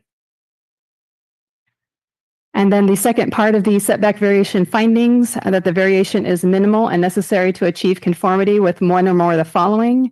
And the one that it does meet is design considerations contained in subsection 4, substandard residential lots. The lot is a substandard lot, which is a lot that is less than 5,000 square feet. The variation is minimal and necessary to achieve conformity with that section. Subsection 4, substandard lots, states the dwelling shall be designed to avoid having a box-like appearance. Architectural features such as decks, bay windows, chimneys, stairways, etc. shall be incorporated to avoid long, unmodulated building facades.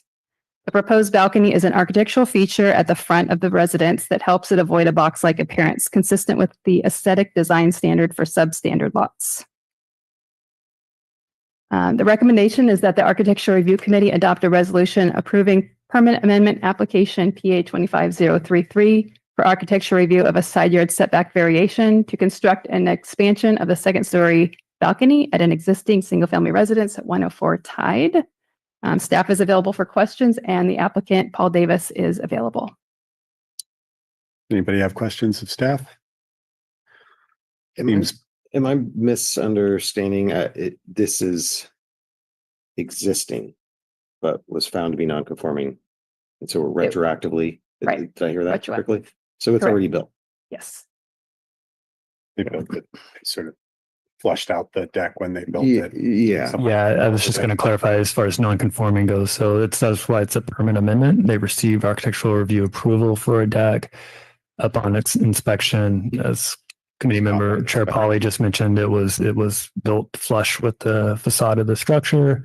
They've come in to rectify that through a permit amendment process, which requires a variation because there's a setback issue as well.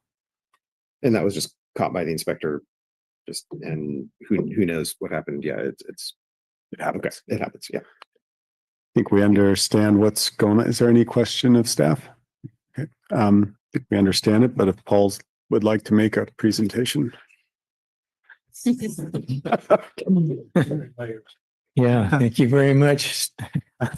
Chair and many members and staff, especially Christy, who knows her math, because we're emailing in inches on this. And so it was kind of interesting to have that, but we did, I think we got to where we needed to be. And this is not going to be a solid balcony. It's a full glass. So it's not going to add any more mass to the front of the building. In the